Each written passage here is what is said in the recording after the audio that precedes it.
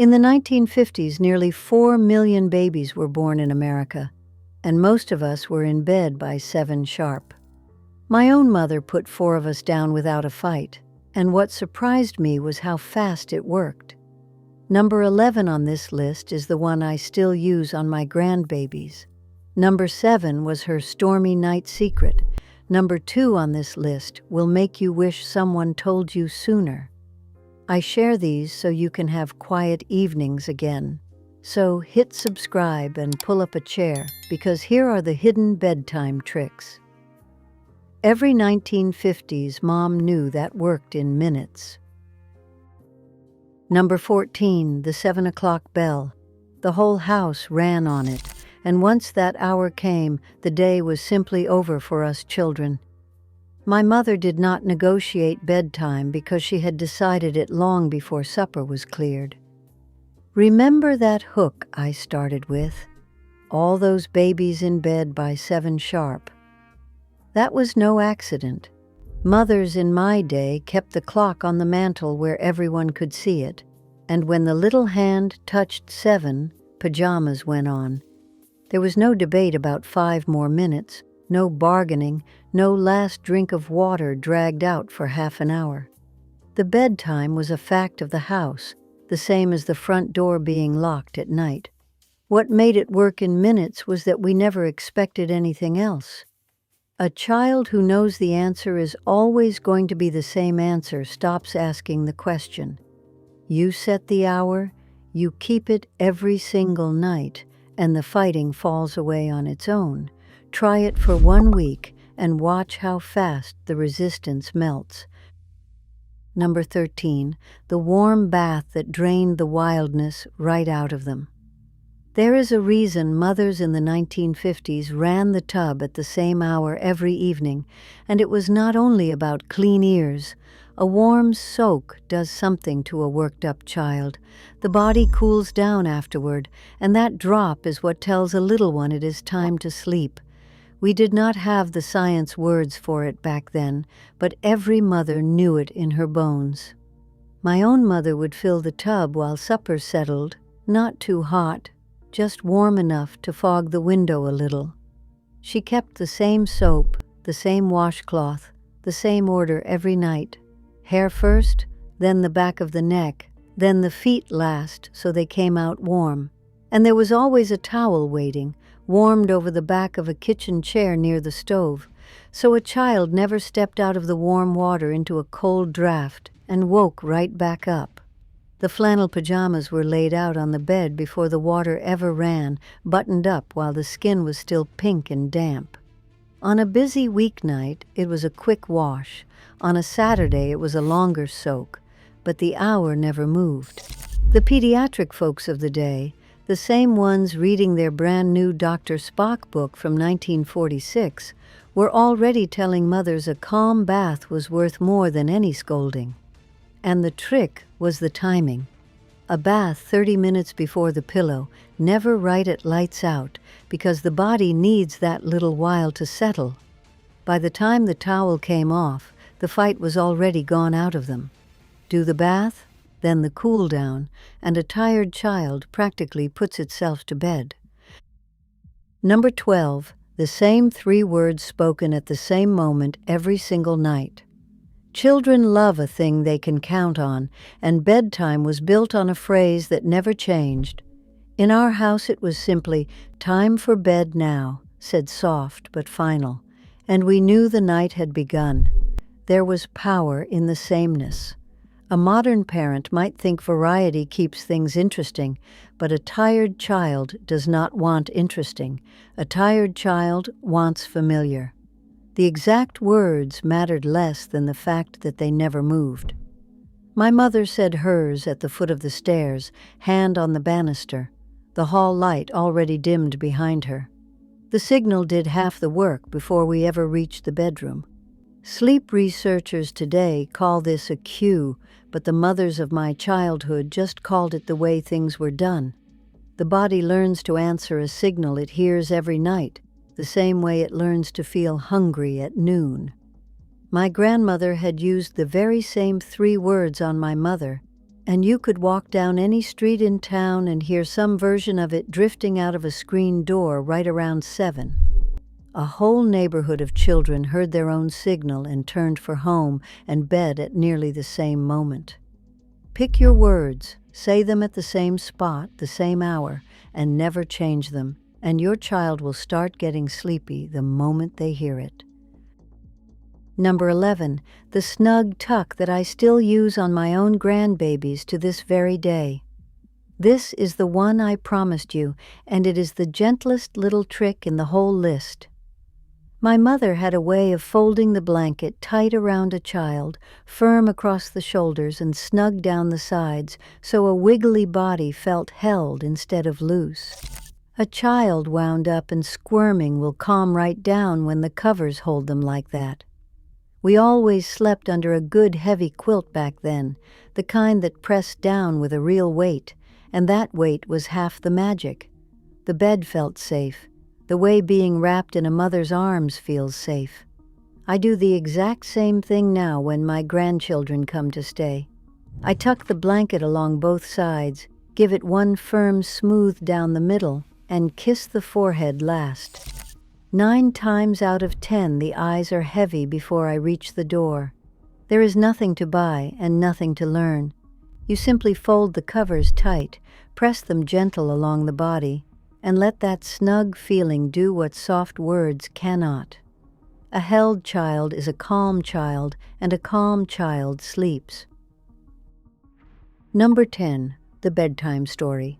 Read the same slow way every night until the words themselves became a lullaby. This was the heart of the 1950s bedtime, the part I loved most as a girl, and the part I think modern homes have lost without even noticing. My mother kept a small stack of books on the shelf by the bed, the corners soft from handling, and she did not read a new one every night the way folks feel they must today. She read the same few over and over, and that repetition was the whole secret.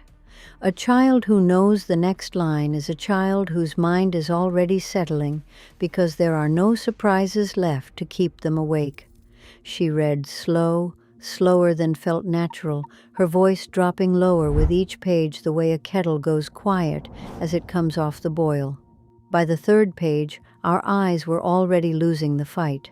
The books were simple ones, rabbits and moons and good little ducks, nothing that raced the heart.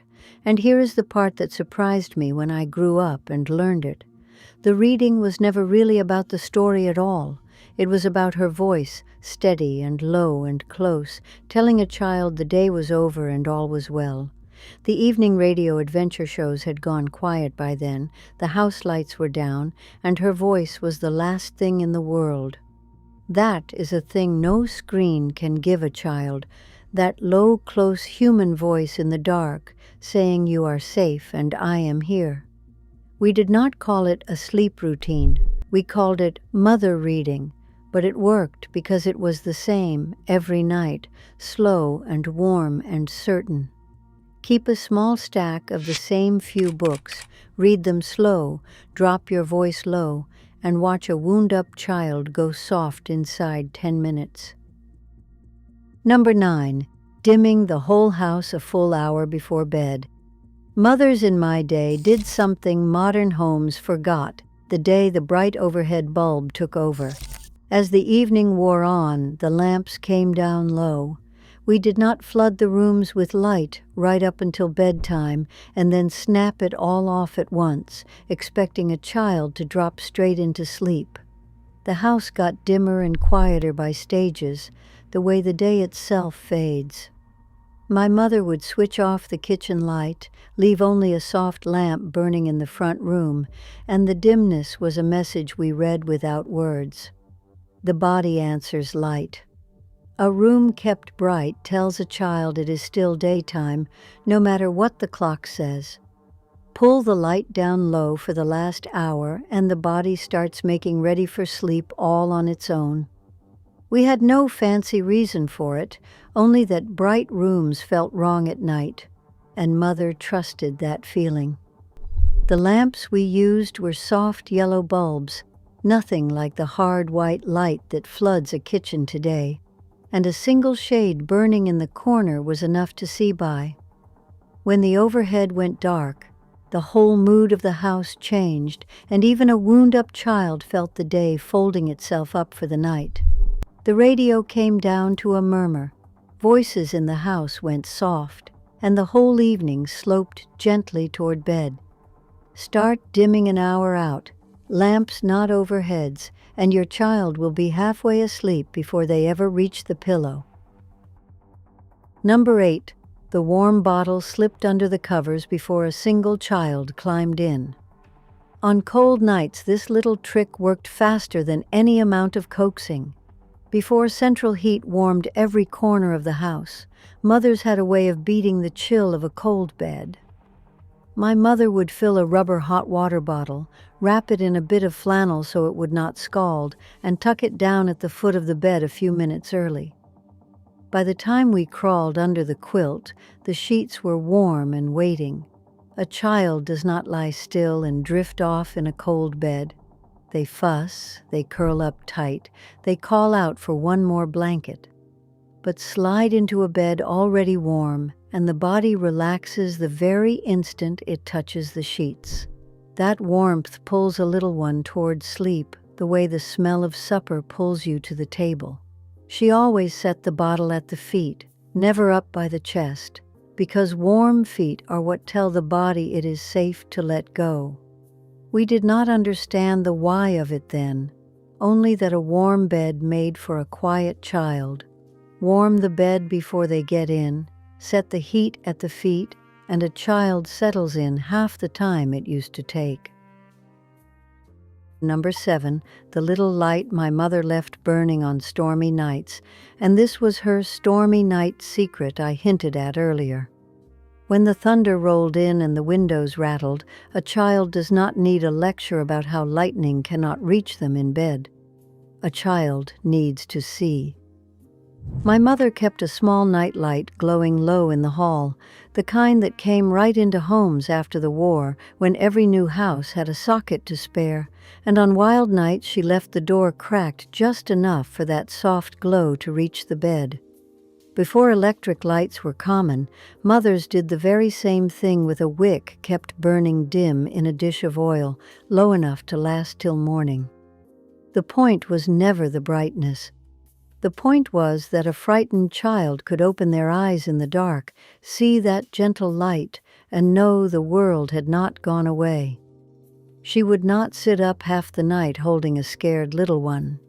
She lit the light, left the door open a hand's width, and said she was right down the hall. That was all. A child who can see a little light and knows where mother sleeps stops being afraid of the dark, because the dark is no longer total. The fear lives in the pitch black, not in the storm. Give a frightened child one small glow and a door left open, and the terror that kept them up for an hour settles in a minute or two. A little light does what 100 reassuring words cannot. Number 6, the bedtime prayer we said together, kneeling at the side of the bed every single night. Whatever a family believed, the prayer at bedtime did something no parent of my day fully understood, but every mother trusted. It gave the end of the day a shape. In our house, we said the old words that children had been saying since long before my own mother was small, the same simple lines passed down for 200 years, and the saying of them told the body the day was truly finished. There is a calm that comes over a wound-up child when they fold their hands and lower their voice. The breathing slows on its own. The same little body that was bouncing off the walls 10 minutes earlier goes still and soft. My mother knelt right beside us, her hand on our back, and we said the words slow and quiet into the dark. It was never rushed. A prayer hurried through does nothing, but a prayer said slow becomes a kind of settling, the mind handing off the day's worries to something larger so a child does not have to carry them to sleep. Even families who were not church-going had a quiet word or a thank you for the day, and it worked the same. The ritual mattered more than the meaning. give the end of the day a few quiet words said the same way every night, and a restless child grows peaceful before the Amen. Number 5, the lullaby my mother sang low at the edge of the bed, and of all the tricks in this whole list, this is the one I believe modern homes lost the hardest. A mother's singing voice does something to a child that no recording and no machine can ever match. It is not about being a good singer. My own mother could not carry a tune in a bucket, and it made no difference at all because a child does not listen to a lullaby the way you listen to the radio. A child feels it. They feel the low, steady hum of their mother's chest, the warmth of her near, the same few notes coming around again and again. We sang the old songs back then, the ones every mother knew without being taught, the hush little baby kind that promised a mockingbird and a diamond ring and every small comfort in the world. Those songs had been passed mother to child down in the South for 100 years and more before they reached my cradle, and nobody ever wrote them down because nobody needed to. You learned them lying in your own mother's arms. The secret was the lowness and the sameness. She sang quiet, just above a whisper, and she sang the same song every single night, so the very first notes were a signal all their own. By the second verse the eyes were heavy. By the third the breathing had gone deep and slow. She did not need a verse for every worry the way the old song does, running through gift after gift. She needed only her voice, low and close and unhurried, telling a child in a tune older than memory that they were loved and the night was safe. A modern parent reaches for a machine that plays sounds, white noise and ocean waves and falling rain, and it is not the same thing, not even close, because a machine cannot love a child and a child can feel the difference. The voice has to be a real one. It has to be yours. Sing low, sing the same song every night, and do not fret one bit about how it sounds, and you will rock a wound-up child to sleep faster than any gadget ever made. Number 4, the warm cup of milk my mother carried up the stairs on the night's sleep would not come. This is about the oldest trick a mother has, and it was old long before the 1950s, but every kitchen in my childhood still knew it. When a child was wound too tight to settle, she warmed a small cup of milk on the stove. Never hot, just warm enough to take the chill off, and she brought it to the bedside in the dim. There is something in milk that helps the body slope toward sleep, and the mothers of my day knew it worked without ever once needing the reason why. But here is what I came to understand later. Half the magic was never in the milk at all. It was in the carrying of it. A child who watches their mother climb the stairs in the quiet, just to bring them a warm little cup, feels something settle deeper than any drink could reach. They feel tended to. They feel that someone noticed they could not sleep and came. The warmth in the belly and the warmth in the heart did the work together.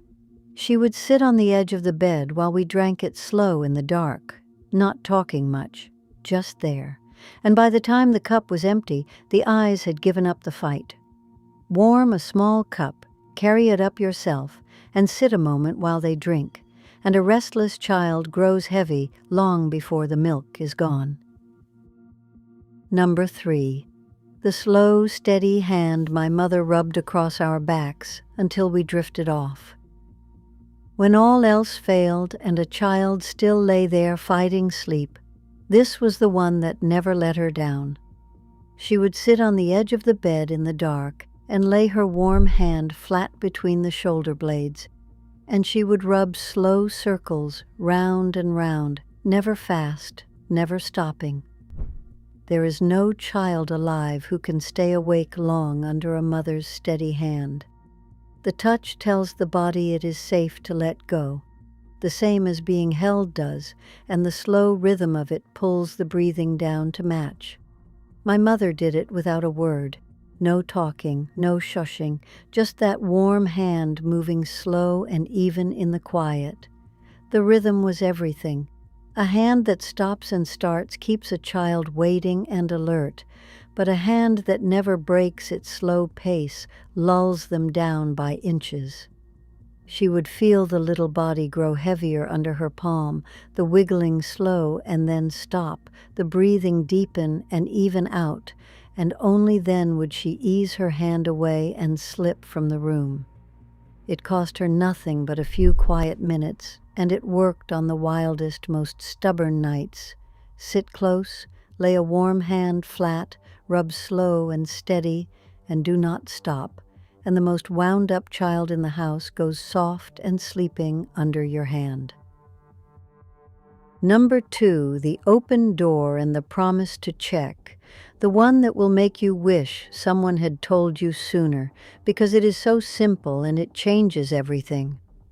My mother left the bedroom door open a crack and promised to come check on us, and she always did. That was the whole trick. A child does not fear sleep itself. A child fears being left, fears the door clicking shut, and the long alone dark on the other side of it. So my mother never shut us in. She left the door open just enough to hear the house, the low murmur of grown-up voices, the radio turned down, the ordinary sounds that told a child the family was still right there and the world was still turning. And then she made the promise. "I will come check on you in a little while," she would say. And she meant it. She would come back in 10 minutes and look in, and we knew she would. And that knowing was the thing that let us let go. You see, a child can face the dark if they know they are not being abandoned to it. The fear was never the night. The fear was the leaving. Most of us were fast asleep long before she ever came back to check, because the promise had already done its work. We did not need her to actually return. We needed only to believe she would. A modern parent shuts the door tight for peace and quiet, and then wonders why the child calls out and climbs back down a dozen times, and it is because that closed door feels like being left behind. Leave it open. Make the promise. Keep it the times they stay awake to see. Tell a frightened child the door stays open and you will be back to check, and the calling out and the climbing down simply stop, because the one fear that kept them up is gone. Number 1, the same waking hour every single morning, and this is the trick that holds all the others together. Mothers in my day woke us at the same time every day, weekend or not, and that steady morning is what made the steady night possible. A child who rises at the same hour grows tired at the same hour, like clockwork, because the little body learns the rhythm and keeps it on its own. My mother did not let us sleep in late on a Saturday and then wonder why bedtime was a battle that night. The morning set the evening. We were up with the light, every day the same, and so we faded every evening the same. It is the quietest trick of all and the most powerful because it asks nothing at bedtime. The work is done at dawn. Hold the morning steady and the night takes care of itself. Pick just one of these tonight and try it. That is all I ask. You do not need every trick at once, only the one that fits your little one, the open door or the warm milk or that slow hand on the back. Next time I will share the morning habits those same 1950s mothers used to start the day without a single fight. If this brought back a memory of your own, subscribe and stay close, and tell me down in the comments which trick your mother or grandmother used on you. I would love to read everyone. Mama Hazel, signing off.